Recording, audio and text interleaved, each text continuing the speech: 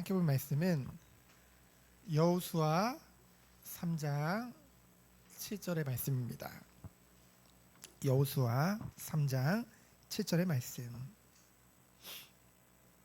우리 합독하도록 하겠습니다.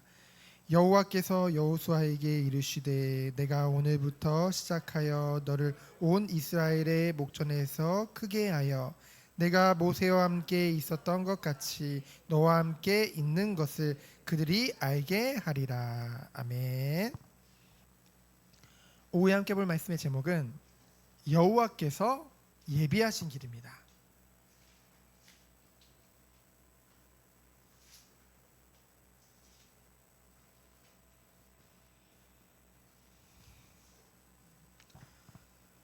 예비하셨다는 것은 하나님이 미리 준비해 놓으셨다는 거죠.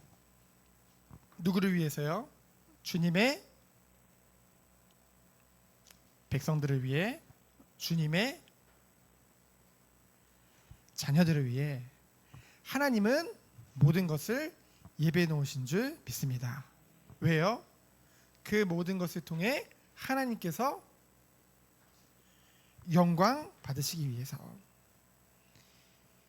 이제 하나님의 사명을 받은 여호수아가 이제 여리고성을 이제 정탐을 하게 되어지죠. 이제 2명을 보내서 정탐을 하게 합니다. 그리고 그 정탐한 내용을 다 듣고 이제 본격적으로 그곳을 이제 정복하러 나가려 하죠. 근데 그 앞을 막고 있는 것이 뭐예요? 요단강입니다. 그래서 그 요단강 앞에서 머물면서 이제는 가나안 정복을 준비하는데요.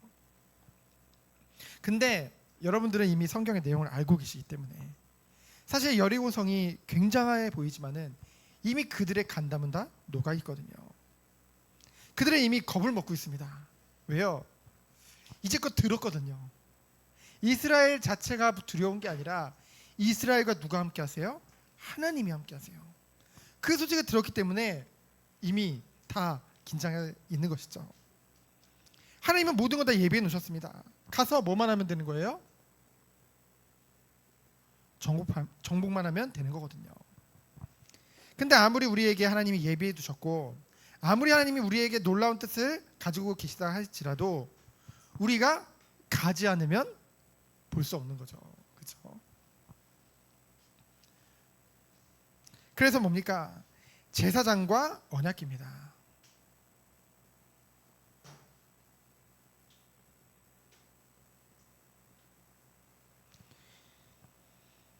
3장 1절부터 6절이죠.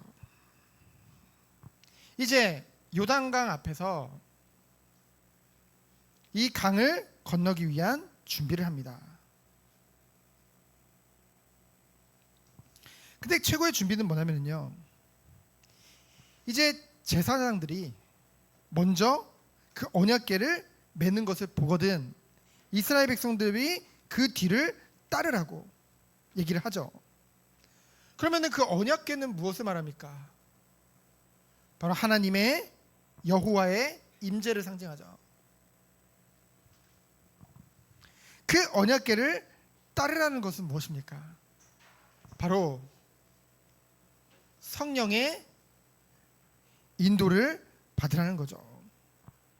오늘날 우리는 어떻게 성령의 인도를 받나요? 말씀을 통해 우리는 성령의 인도를 받고 있죠. 그렇기 때문에 우리가 예배 때마다 하나님의 말씀을 함께 나누는 것입니다. 그러면서 뭐라고 하나님이 말씀하셨어요? 그들에게 성결할 것을 말씀하셨습니다. 언약궤를 따르는 자들은 정말로 하나님의 말씀을 따른다고 한다면은, 정말로 성령의 인도를 받는다고 한다면은 뭐예요? 몸과 마음이 성결해야 된다는 거죠. 하나의 증거입니다. 마음뿐만이 아니라 몸도 성결할 수밖에 없는. 그래서 성결한 자만이 하나님이 예비하신 길을 통해 가나안 땅에 들어갈 수 있음을 지금 말씀하고 있는 거예요. 근데 우리가 어떻게 성결되나요? 어떻게 거룩하게 되나요? 말씀과 기도로 거룩하게 되어지는 것이죠.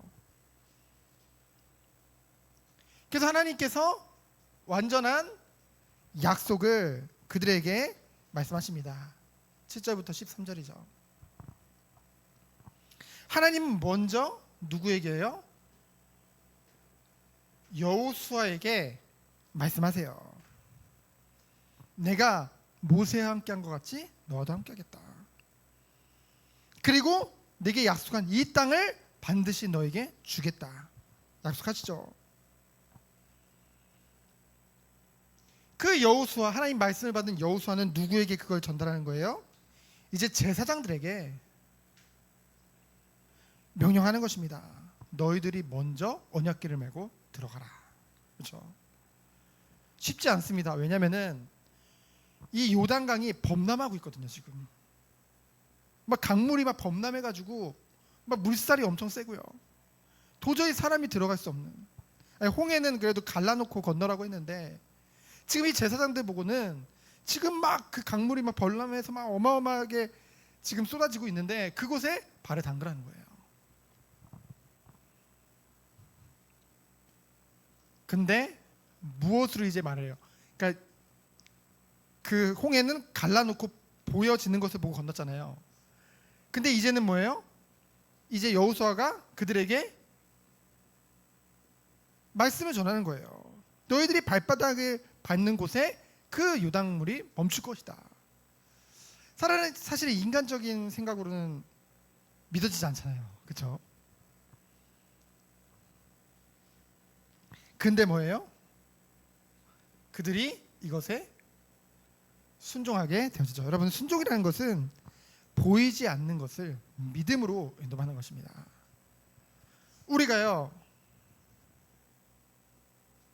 정말로 기도해야 돼요. 하나님의 우리에게 예비해 두신 것이 분명히 있거든요.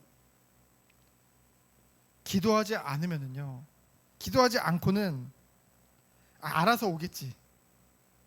하나님은 기도하고 그 기도에 응답하시는 것을 하나님은 원하십니다. 즐거워하세요. 그래서 우리가 정말로 기도할 때 그것을 볼 수 있는 것이죠. 그때 우리가 어떤 축복을 누리는 거예요? 하나님이 예비하신 그 길을 우리가 보고 갈 수 있는 것이죠.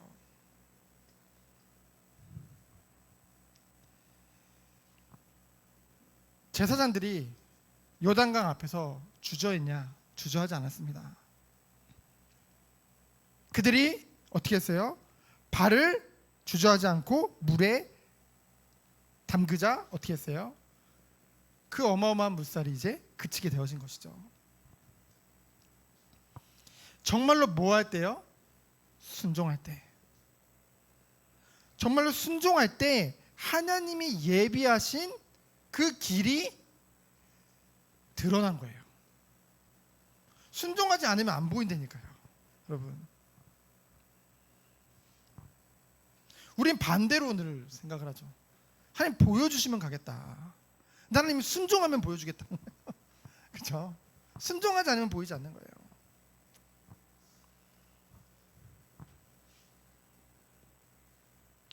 그 언약궤를 맨 제사장들이 먼저 발을 담그자, 순종하고 담그자 그 하나님이 예비하신 길이 드러났죠. 그곳에 이제 뭐예요? 간격을 두고 떨어져 있던 그 나머지 이스라엘 백성들이 그 길을 따라서 같이 가는 것입니다. 우리가 정말로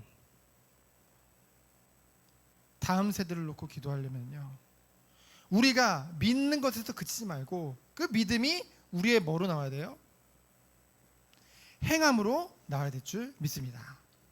우리의 삶을 통해서 정말로 그 믿음을 보여줘야죠. 그걸 뭐라고 합니까? 증인이라고 하죠. 우리 자녀들에게 보여줘야 됩니다. 지금요, 진짜로 우리나라가 선진국이 됐다 즐거워하잖아요. 사람들이 드디어 우리나라가 선진국이 됐대.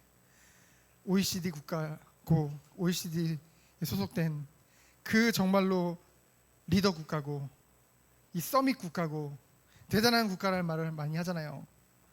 그만큼 미국과 유럽에서 오는 그 행정적인 거나 문화적인 거나 그런 것을 우리도 앞서서 봤거든요. 그러면은 우리나라도 이제는 얼마 남지 않은 거예요. 여러분, 아까 말했던, 제가 잠깐 점심 드실 때 보여줬던 그 영상, 이 게이 목사가 설교하고, 그 교단이 어떤 교단이냐면 우리나라의 감리교를 전파한 아펜젤러를 파송한 교단입니다. 충격적이지 않나요? 근데 그 교단이 지금 그렇게 바뀌었다니까요. 그렇죠? 정말로 우리가 기도할 때인 줄 믿습니다.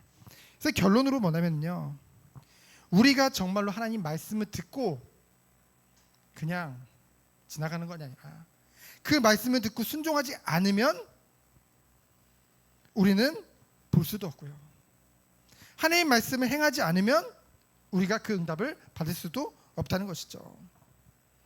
우리가 정말로 먼저 기도해야 되고요, 기도했으면 믿음으로 그 길을 가야 될 줄 믿습니다. 하나님은 이 마지막 때를 사는 우리들에게 정말로 이 시대를 위해 기도한 한 사람 한 사람으로 불러주신 거예요. 주님 오시는 그날까지 사람 앞에서가 아니라, 다른 것 앞에서가 아니라 오직 하나님 앞에서 예배하는 한 사람 한 사람으로 우리를 부르신 줄 믿습니다. 그래서 우리가 정말 기도하며 정말로 다음 세대에도 이 복음이 변함없이 우리나라만은, 전 세계의 많은 국가들이 바뀐다 해도 끝까지 최후의 영적인 싸움을 싸우는 그런 분별력과 힘이 있는 우리 다음 세대로 살 수 있도록 우리가 정말 기도로 섬기며 먼저 증인으로 응답받을 줄 믿습니다. 이 응답이 우리 모든 성도들이 있기를 예수 그리스도 이름으로 축원드립니다. 시간 기도합니다. 하나님 감사합니다. 하나님의 은혜 안에서 우리를 구원해 주심에 감사드립니다.